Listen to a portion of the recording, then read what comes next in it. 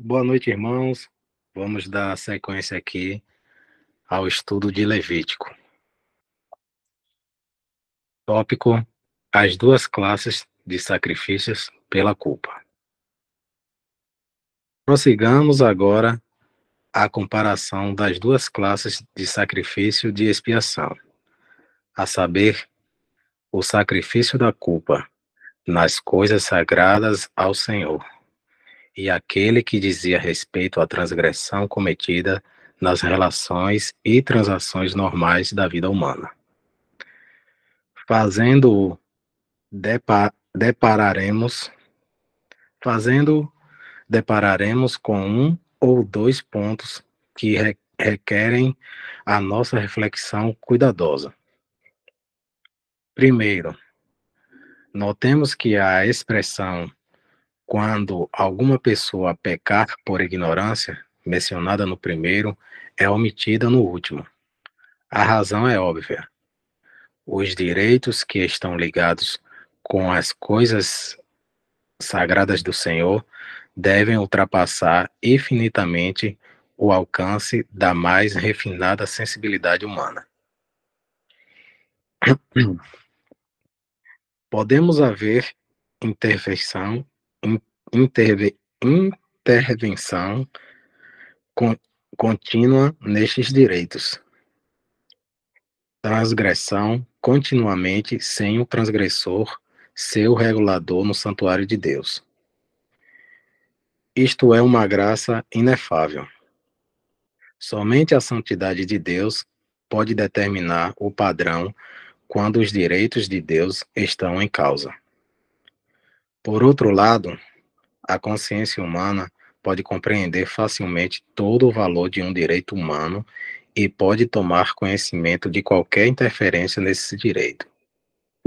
Quantas vezes não teremos nós lesado a Deus nas coisas sagradas sem o havermos notado em nossa consciência? Sim, sem ter capacidade para nos apercebermos do fato. Veja-se, eu acredito que seja Malaquias, né? Malaquias 3:8. Contudo, isso não acontece quando estão em causa os direitos do homem. A consciência humana pode tomar conhecimento do agravo que o olho humano pode ver e o coração sentir. Um homem, por ignorância das leis que regiam o santuário da antiguidade, podia cometer uma transgressão dessas leis sem aperceber disso, até que uma maior luz brilhasse sobre a sua consciência. Porém, um homem não podia, por ignorância, dizer uma mentira, jurar falsamente, cometer um ato de violência, enganar o seu próximo ou achar um objeto perdido e negá-lo. Todos estes atos eram evidentes e palpáveis e estavam ao alcance da mais apática sensibilidade. É por isso que a expressão por ignorância é introduzida a respeito das coisas sagradas do Senhor e é omitida quanto aos interesses comuns dos homens.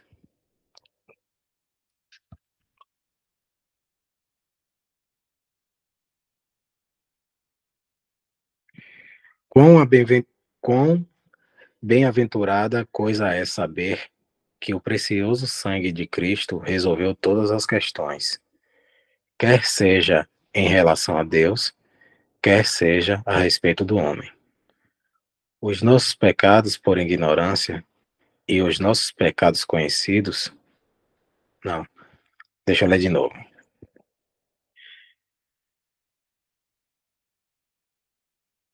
Quão bem-aventurada coisa é saber que o precioso sangue de Cristo resolveu todas as questões, quer seja em relação a Deus, quer seja a respeito do homem, os nossos pecados por ignorância e os nossos pecados conhecidos. Eis aqui o fundamento profundo e seguro da paz do crente. A cruz respondeu divinamente a tudo. Demais, quando se trata de uma transgressão nas coisas sagradas ao Senhor, o sacrifício sem mancha aparece em primeiro lugar, de depois o principal e o seu quinto. Esta ordem inverte-se quando é questão de interesses normais da vida.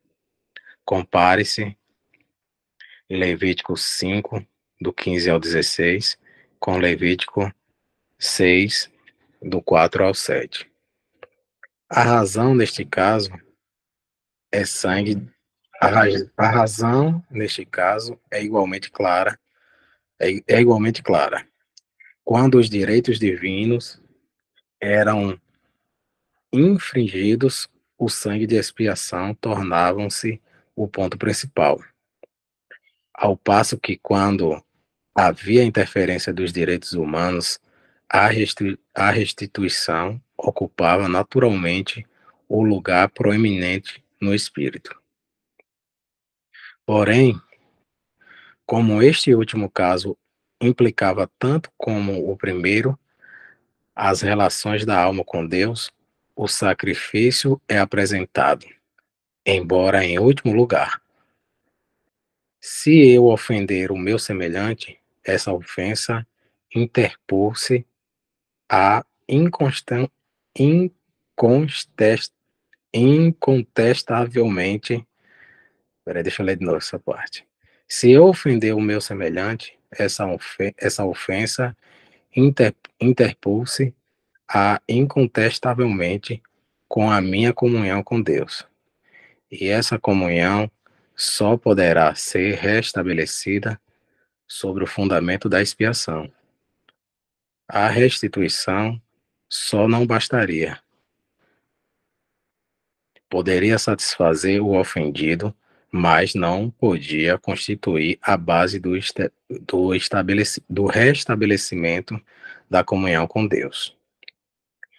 Eu podia restituir o principal e acrescentar-lhe o quinto 10.000 vezes, sem contudo me livrar do meu pecado, porque sem derramamento de sangue não há remissão. Hebreus 9:22. Contudo, se for uma questão de ofensa feita ao meu próximo, então deve haver, primeiramente, restituição.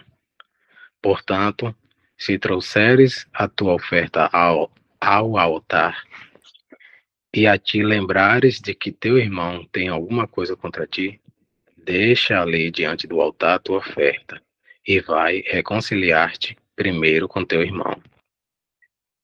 E depois vem e apresenta a tua oferta.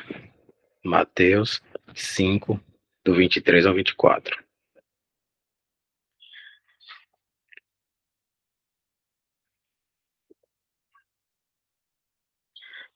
A ordem divina dada para o sacrifício da expiação da culpa tem muito mais importância do que parece à primeira vista. Os deveres que resultam das nossas relações humanas não devem ser descurados. Devem ter o seu próprio lugar no coração. Isto é o que nos ensina claramente o sacrifício da expiação da culpa. Quando um israelita impedia por qualquer ato de transgressão as suas relações com o Senhor, a ordem que devia observar-se era sacrifício e restituição. Quando, por um ato de transgressão, perturbava as suas relações com seu próximo, a ordem era restituição e sacrifício. Vou ler esse rodapé.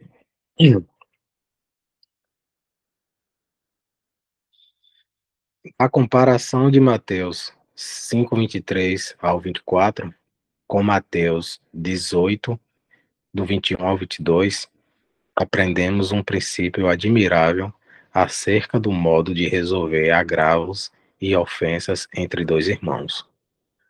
O ofensor é obrigado a retroceder do altar para ir arrumar o assunto com aquele a quem ofendeu. Pois não pode haver comunhão com o Pai enquanto um irmão tem alguma coisa contra mim. Mas então, note-se a bela maneira em que o ofendido é ensinado para receber o ofensor. Senhor, até quantas vezes pecará meu irmão contra mim e eu lhe perdoarei? Até 7? Jesus lhe disse: Não te digo que até 7, mas até 70 vezes 7. Tal é o método divino de arrumar todas as questões entre irmãos, suportando-vos uns aos outros e perdoando-vos uns aos outros. Se alguém tiver queixa contra o outro, assim como Cristo vos perdoou, assim fazei vós também. Colossenses 3:13. Se algum irmão quiser fazer algum comentário, algum irmão que estiver em comunhão, pode me interromper aí. Continuar. Quem ousará dizer que isto é uma distinção sem importância? A inversão da lei não dá a sua própria lição, que por ser divina é essencial? Sem dúvida, cada ponto é abundante em significado. Se permitirmos que o Espírito Santo o transmita aos nossos corações e não pretendermos tirar o sentido por meio do auxílio da nossa pobre e vã fantasia, não vou ler de novo. Sem dúvida, cada ponto é abundante em significado, se permitirmos que o Espírito Santo o transmita aos nossos corações e não pretendermos tirar o sentido por meio do auxílio da nossa pobreza e vã fantasia. Cada sacrifício apresenta o seu próprio aspecto característico do Senhor Jesus e da sua obra. E cada um destes aspectos é apresentado por sua própria ordem característica. E podemos dizer afoitamente que é ao mesmo tempo dever e satisfação de um crente espiritual compreender tanto um como o outro destes característicos. O próprio caráter da mente que se desinteressasse pela ordem peculiar de cada sacrifício, punha de lado também a ideia de uma fase peculiar de Cristo em cada um. Negaria, deste modo, a existência de qualquer diferença entre o holocausto e a oferta de expiação do pecado. E entre a expiação do pecado e a expiação da culpa. E entre qualquer destes e a oferta pacífica ou a oferta de manjares. Demais, concluir-se-á que os 7 primeiros capítulos do livro de Levítico não eram mais que uma vã repetição, repetindo cada capítulo sucessivamente a mesma coisa. Quem poderia ceder a qualquer coisa tão monstruosa como isto? Qual o espírito cristão que poderia aceitar um tal insulto às páginas sagradas?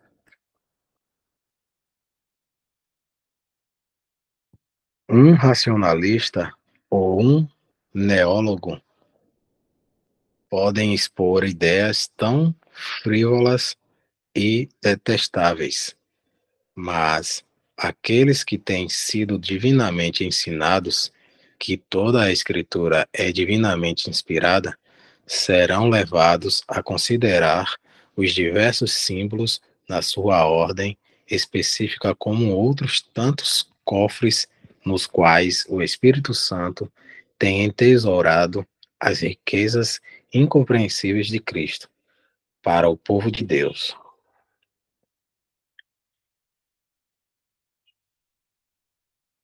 Não existe nenhuma repetição fastidiosa, nem nenhuma redundância. Tudo é de uma variedade divina, rica e celestial, e tudo quanto precisamos é de estar pessoalmente familiarizado com um grande antítipo para compreendermos as belezas e nos apoderarmos dos toques deliciados de cada figura, dos toques delicados de cada figura. Desde o momento que o coração pode compreender que é Cristo que temos em cada figura, pode deter-se com um interesse espiritual sobre os pormenores mais minuciosos. Vê significado e beleza em tudo. Encontra Cristo em todas. Assim como no reino da natureza, o telescópio e o mesmo modo acontece com a palavra de Deus. Quer a consideremos como um todo ou examinemos cada cláusula, encontramos aquilo que provoca o louvor e a ação de graças dos nossos corações.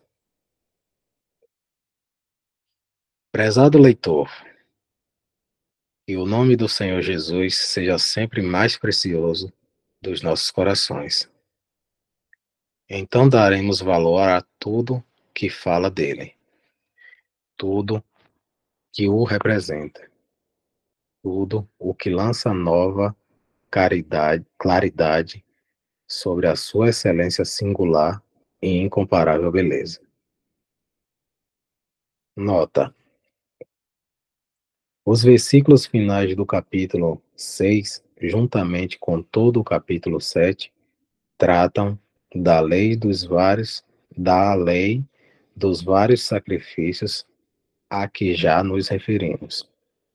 Existem, todavia, alguns pontos na lei da expiação do pecado e da expiação da culpa que merecem a nossa atenção antes de deixarmos esta importante parte do nosso livro. A sanidade pessoal de Cristo, repetindo, a santidade pessoal de Cristo não é apresentada em nenhum dos sacrifícios de um modo tão notável na expiação do pecado. Fala a Arão e a seus filhos, dizendo: esta é a lei da expiação do pecado. No lugar onde se degola o holocausto, se degolará a expiação do pecado perante o Senhor. Coisa santíssima é: tudo o que tocar a sua carne será santo. Todo varão entre os sacerdotes a comerá.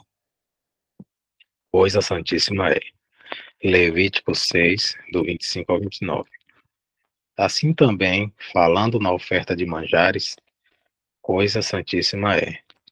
Como santos são a oferta da expiação da culpa e a expiação do pecado. Isto é notável e surpreendente. O Espírito Santo não tinha necessidade de guardar com tanto zelo a santidade de Cristo no holocausto, mas a fim de que a alma não perdesse de vista essa santidade. Ao contemplar o lugar que o bendito Senhor tomou na oferta da expiação do pecado, somos repetidas vezes alertados do fato pela palavra coisa santíssima é. E é verdadeiramente edificante e consolador ver a santidade essencial e divina da pessoa de Cristo brilhar com intensa claridade no meio da escuridão terrível do Calvário. A mesma ideia é observável na lei da expiação da culpa. Veja-se Levítico 7, do 1 ao 6. Nunca a expressão "o Santo de Deus" a respeito do Senhor foi tão clara como quando ele foi feito pecado na cruz de maldição. A vileza e negrura daquilo com que ele se identificou na cruz serviu apenas para ressaltar claramente que ele era santíssimo. Embora tivesse tomado sobre si o pecado,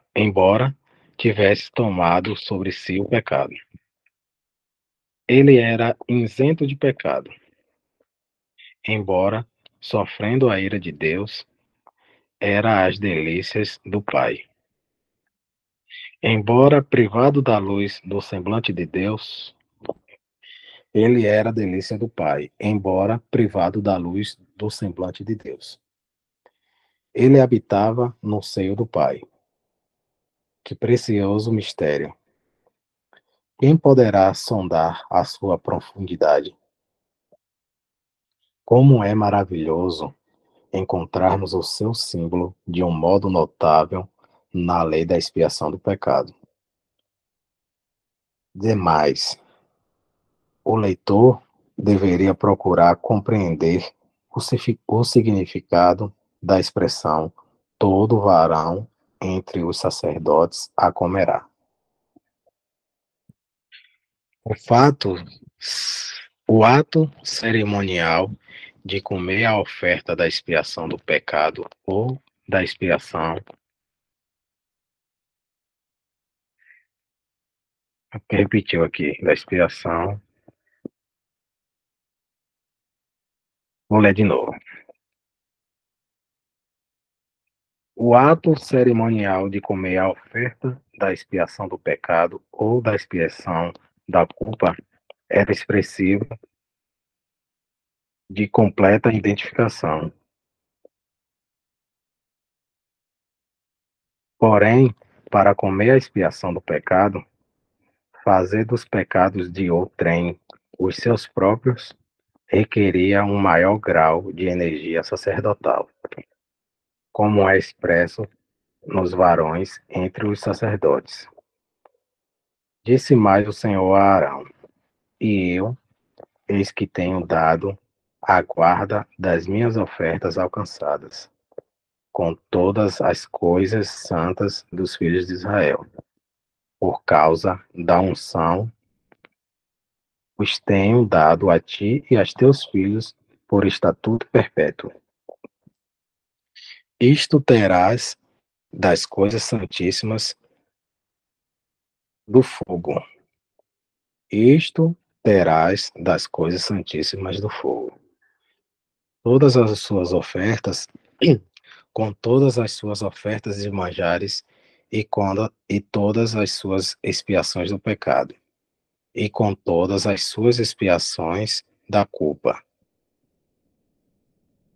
que me restituírem, serão coisas santíssimas para ti e para teus filhos. No lugar santíssimo, o comerás. Todo varão o comerá. Santidade será para ti. Também isto será teu, a oferta alcançada dos seus dons, com todas as ofertas movidas dos filhos de Israel. A ti, a teus filhos e às tuas filhas contigo. As tenho dado por estatuto perpétuo. Todo o que estiver limpo na tua casa as comerá. Números 18, do 8 ao 11. Era necessária uma maior energia sacerdotal para se comer da oferta da expiação do pecado ou da expiação da culpa do que para participar simplesmente das ofertas movidas e da oferta alcançada com seus dons. As filhas de Arão poderiam comer das últimas. Ninguém senão os filhos de Arão podia comer das primeiras. Em geral, a frase o varão exprime alguma coisa em relação com a ideia divina. A palavra fêmea com o desenvolvimento humano. A palavra fêmea com o desenvolvimento humano. A primeira frase apresenta alguma coisa em força. A segunda mostra a sua imperfeição.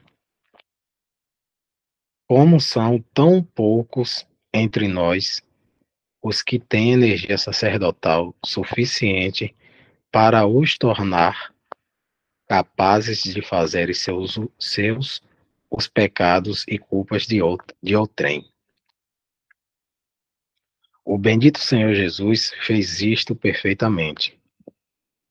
Aproximou-se dos pecados do seu povo e sofreu a pena deles na cruz.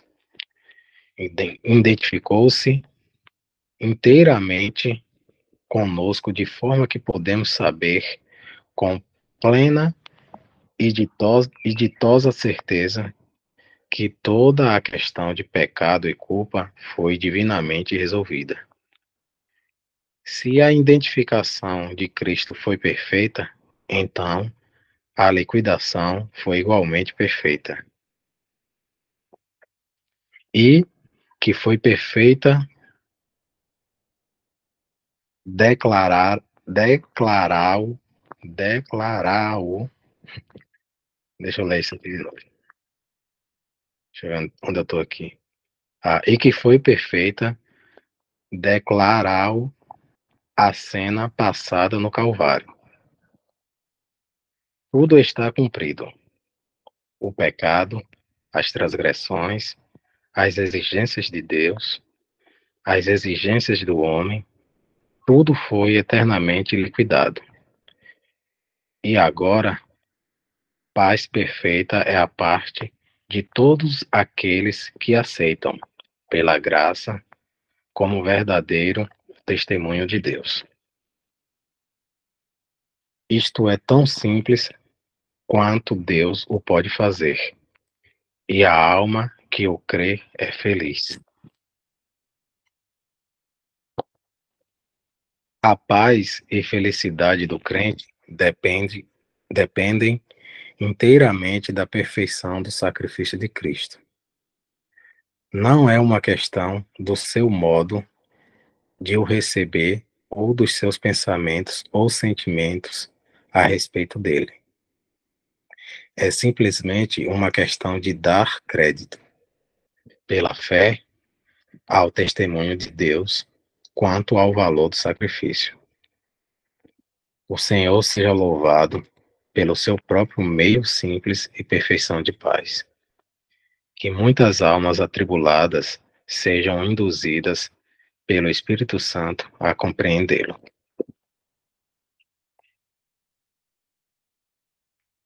Interessante, né, irmãos? Essa parte aí que ele está falando. O quanto de irmãos temos aí entre as denominações, né? Irmãos sinceros o Senhor sabe, né? E até verdadeiros, que não têm a certeza da salvação, não têm certeza dessa verdade que a gente desfruta agora, né? Da palavra de Deus. Tantos benefícios nos trazem, né? Principalmente a salvação, né? E depois toda a questão, né, da paz, da alegria em Cristo, sabendo que todas as coisas que esse mundo nos acometem, né, é por causa do pecado e ainda porque estamos aqui ainda, né, peregrinando. Mas que a questão do pecado está resolvida, né, como mesmo aí fala, e que a qualquer momento podemos ser levados daqui, né, e estar com Cristo para sempre. Livre de tudo isso e contemplar o rosto do Senhor e estar com Ele para sempre. Infelizmente, muitos não têm isso e não desfrutam disso, né? Mas que a gente possa orar por eles e que o Senhor possa mostrar para eles assim como mostrou para nós. Vou continuar aqui se algum irmão não tiver mais algum comentário. Vou dar um tempinho aqui só.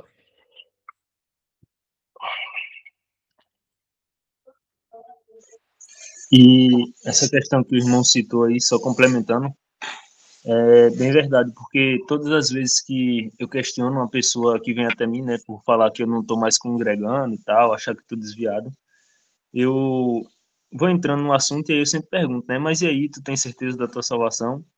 E as pessoas sempre ficam com esse ponto de interrogação, né, e falam, mas é complicado e tal. Eu falo, mas Jesus fala o que na palavra? Crê em mim será salvo, não é? Aí elas confirmam, sim. Eu falo, e Jesus não é mentiroso, ele realmente nos salva, ele realmente nos perdoa. Mas as pessoas tendem a ainda ficar falando essa, mas é complicado e tal. Eles nem enxergam, eles nem confiam que Jesus está falando a verdade ali, né?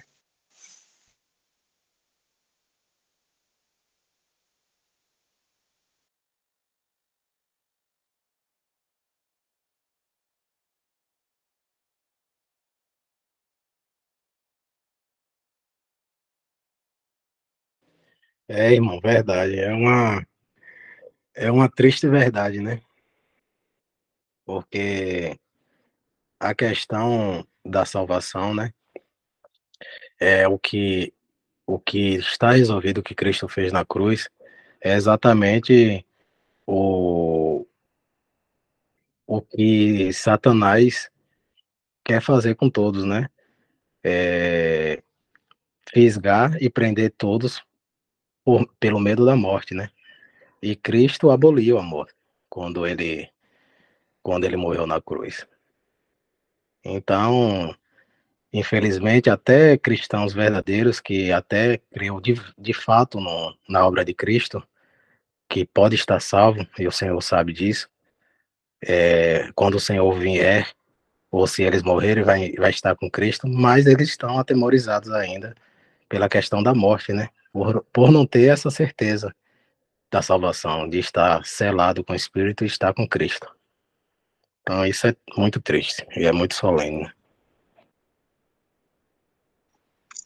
Também tem a questão da parcela de culpa de quem está à frente dessas denominações, que na maioria das vezes são pessoas que estão cientes, né, e mesmo querem prender as pessoas ali, não sei por quais motivos, né, mas um dos motivos que a gente mais vê hoje em dia é por questão do dinheiro, né, falar de uma forma bem aberta, e é triste isso, né, porque fica conduzindo os irmãos a uma vida de tristeza, a qual o Jesus, ele não nos chamou, né.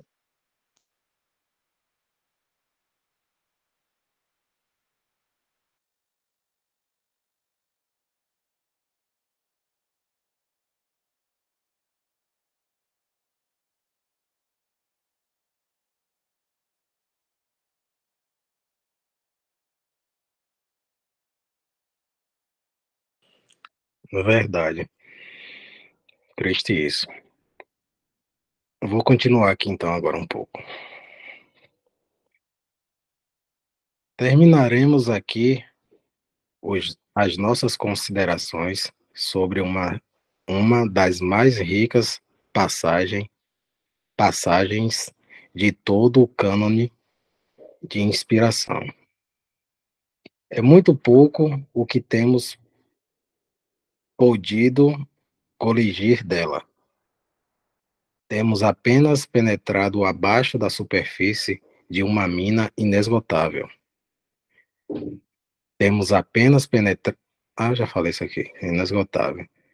Se temos, contudo, conseguido que o leitor se sentisse inclinado, pela primeira vez, a considerar as ofertas como outras tantas representações variadas do grande sacrifício, e se ele se sentiu impulsionado a arrojar-se aos pés.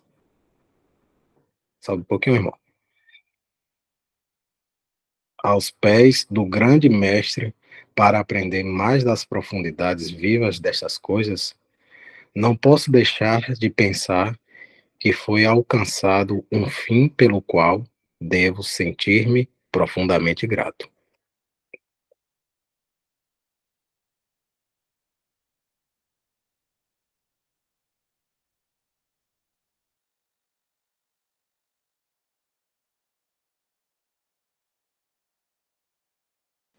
Falta 10 minutos, eu acho que dá para fazer uma parte do tópico, né, Dal?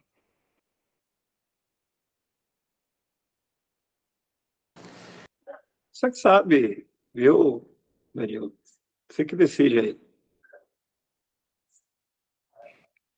Tá bem, então vou ler aqui até, até o horário.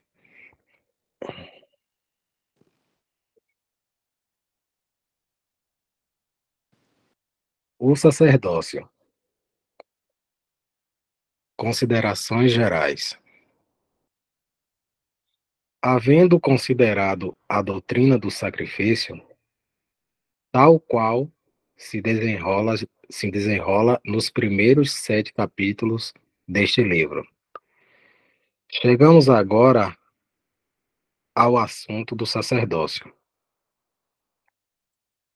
Os dois assuntos estão intimamente ligados. O pecador necessita de um sacrifício.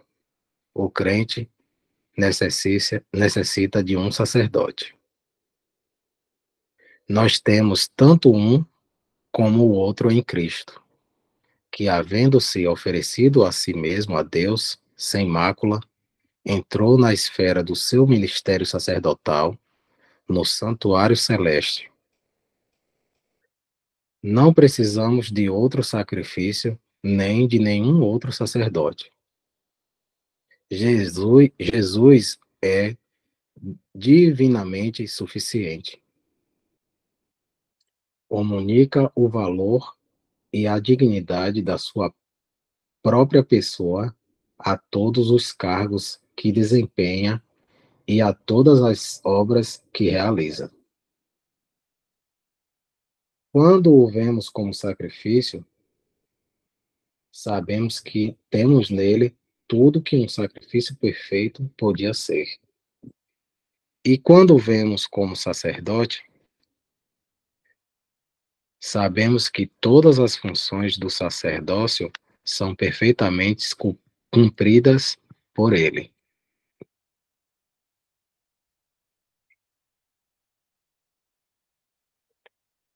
Como sacrifício, ele põe o seu povo em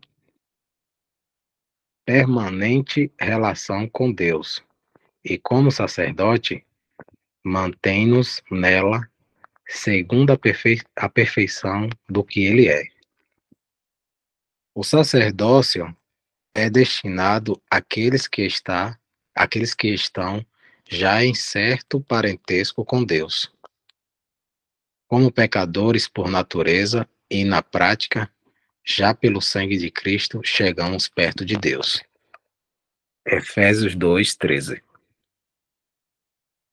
Somos postos em parentesco permanente com Ele. Estamos perante Ele como o fruto da sua obra.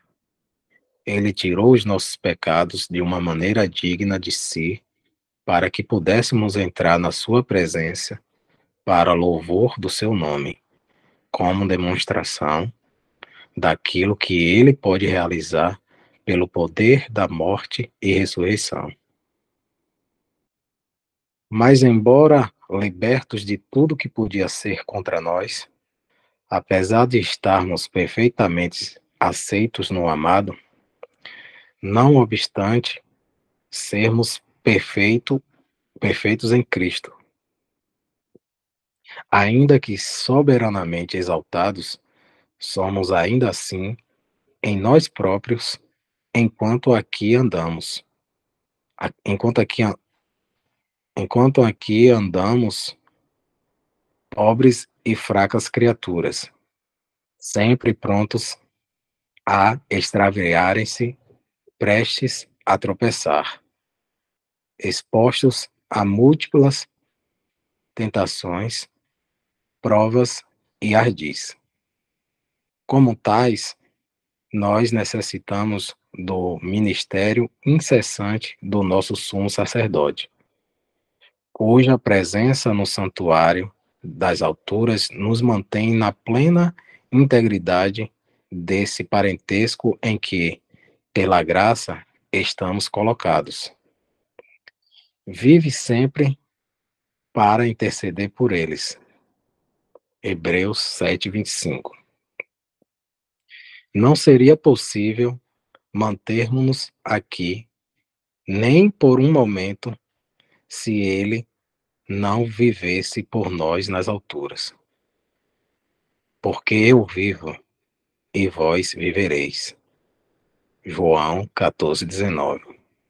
Porque se nós, sendo inimigos, fomos reconciliados com Deus pela morte de seu Filho, muito mais, estando já reconciliados, seremos salvos pela sua vida. Romanos 5:10. A vida e a morte estão inseparavelmente ligadas na economia da graça. Porém, note-se que a vida vem depois da morte. É a vida de Cristo ressuscitado de entre os mortos e não a sua vida aqui na terra, que o apóstolo se refere na última passagem reproduzida. Esta distinção é eminentemente digna da atenção do leitor. A vida do nosso bendito Jesus, enquanto aqui andou, era desnecessário é dizer, infinitamente preciosa. Porém, não entrou na esfera do seu serviço sacerdotal antes de haver realizado a obra de redenção. Nem podia ter feito isso, visto ser manifesto que nosso Senhor procedeu de Judá e, concernente a essa tribo, nunca Moisés falou de sacerdócio. Hebreus 7:14. Porque todo sumo sacerdote é constituído para oferecer dons e sacrifícios, pelo que era necessário que este também tivesse alguma coisa que oferecer. Ora, se ele tivesse na terra, nem tampouco sacerdote seria, havendo ainda sacerdotes que oferecem dons segundo a lei. Hebreus 8, do 3 ao 4. Mas, vindo Cristo, o sumo sacerdote dos bens futuros, por um maior e mais perfeito tabernáculo, não feito por mãos, isto é, não desta criação, nem por sangue de bodes e bezerros, mas por seu próprio sangue, entrou uma vez no santuário, havendo efetuado uma eterna redenção. Porque Cristo não entrou num santuário feito por mãos, figura do verdadeiro, porém no mesmo céu, para agora comparecer por nós perante a face de Deus. Hebreus 9, 11, 12. Hebreus 9, 11, do 12 e 24. O céu, e não a terra, é a esfera do ministério sacerdotal de Cristo. E nessa esfera, ele entrou quando se ofereceu a si mesmo, sem mácula a Deus. Nunca entrou no templo terrestre como sacerdote. Subia frequentemente ao templo para ensinar, mas nunca para sacrificar ou queimar incenso. Ninguém jamais foi ordenado de Deus para desempenhar as funções do ministério sacerdotal na terra, salvo Arão e seus filhos. Se ele estivesse na terra, nem tampouco sacerdote seria. É um ponto de grande interesse e valor em relação com a doutrina do sacerdócio. O céu é a esfera do sacerdócio de Cristo e a redenção efetuada à sua base, incluindo o sentido em que todos os crentes são sacerdotes. 1 Pedro 2,5. Não existe tal coisa como sacerdote na terra, a não ser que um homem possa provar a sua descendência de Arão, a menos que possa provar a sua genealogia até essa origem antiga. Não tem direito de exercer o ministério sacerdotal. A própria sucessão apostólica, admitindo que pudesse ser provada, não teria valor algum nesse caso. Tanto mais que os próprios apóstolos não eram sacerdotes, salvo no sentido acima referido. O membro mais fraco da família da fé é tanto sacerdote como o próprio apóstolo Pedro. É um sacerdote espiritual, adora num templo espiritual, serve a um altar espiritual, oferece um sacrifício espiritual, está vestido com vestes espirituais. Vós também, como pedras vivas, sois edificados casa espiritual e sacerdócio santo, para oferecer sacrifícios espirituais agradáveis a Deus, por Jesus Cristo. 1 Pedro 2,5. Portanto, ofereçamos sempre por ele a Deus sacrifícios de louvor, isto é, o fruto dos lábios que confessam o seu nome. E não vos esqueçais da beneficência e comunicação, porque com tais sacrifícios Deus se agrada. Hebreus 13, do 15 ao 16. Olha aí para ver se falta muito ainda. Para ver se dá para terminar. Por favor. Ah, dá para terminar até aí a congregação.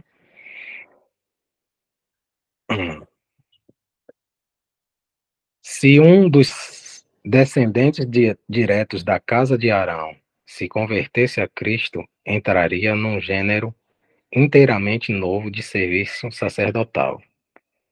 E note-se que a passagem que acabamos de reproduzir apresenta as duas grandes classes de sacrifício espiritual que o sacerdote espiritual tem o privilégio de oferecer. Existe o sacrifício de louvor a Deus e o sacrifício de benevolência aos homens. Uma corrente de grato louvor que sobe até ao trono de Deus e uma corrente de benevolência ativa correndo para um mundo necessitado. O sacerdote espiritual mantém-se com uma mão levantada para Deus, apresentando o incenso de grato louvor e a outra para ministrar. Em verdadeira benevolência, todas as formas de necessidade humana. Se estas coisas fossem mais bem compreendidas, que santa elevação e que graça moral não comunicariam ao caráter cristão. Elevação, visto que o coração estaria sempre levantado para a origem infinita de tudo que pode elevar-se. Graça moral, uma vez que o coração estaria sempre aberto a tudo aquilo que necessitasse da sua simpatia. As duas coisas são inseparáveis. A ocupação imediata do coração com Deus, a ocupação imediata do coração com Deus deve necessariamente elevá-lo e alargá-lo. Por outro lado, se anda à distância de Deus, o coração se comprimirá e aviltará. Intimidade de comunhão com Deus realização habitual da nossa dignidade sacerdotal é o único remédio eficaz para as tendências de decadência e egoístas da velha natureza. Vou repetir só isso aqui. Intimidade de comunhão com Deus, realização habitual da nossa dignidade sacerdotal é o único remédio eficaz para as tendências de decadência e egoístas da velha natureza. Até aqui.